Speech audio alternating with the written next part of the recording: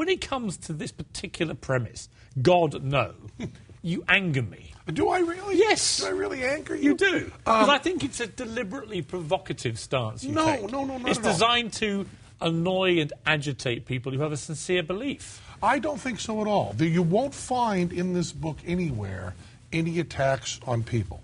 I mean, one of the things, I don't know if you've seen the Book of Mormon, Matt Stone and Trey Parker, it's brilliant. which they describe as a love letter to religion from an atheist.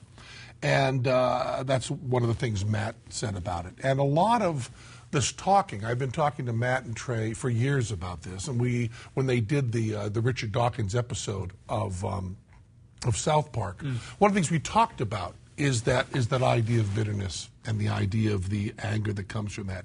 And I am a huge fan of proselytizing. I am a huge fan of speaking your mind. The only way we can share the universe, the only way we can share humanity is by talking very strongly about what we believe. You are the chief atheist out there. How did you get here? How did we get here? Well, let me ask you, how did we get here?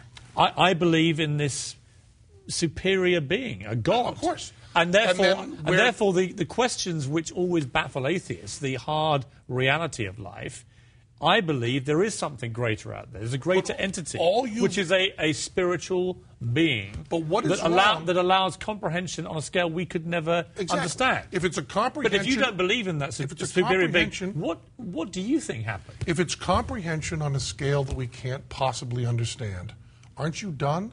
Why do you need to label that as something that's God or something? Because I've never heard an atheist explain to me... Why isn't there a humility to saying, I don't know? Because I never hear an atheist give me any answers to how did we get here and what happens at the end of our lives. But the answer to something, saying we can't understand it, is not an answer. Right, so how do you think we got here? I don't know. And what do you think happens when you die? Nothing. I think there's Where do you go? There's no evidence at all. Where do you go? Where do you go? I mean, I think when you die, you must be terrified of death. That's it, not right? at all. Not even slightly. But what do you think happens to you? How scared are you of 1890? Does 1890 terrify you?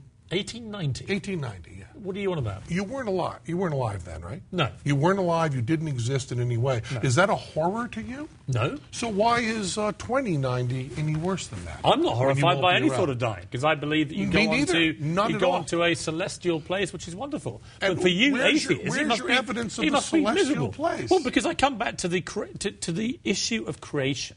Right. Where do atheists? All you have answered with the issue of creation is you've answered your answer to. My answer is I don't know, and your answer is something beyond comprehension. Aren't those the same answer? You cannot write a book basically telling a bunch of people around the world, billions of people who believe in a God, you're all wrong, but by the way, I don't have any explanations.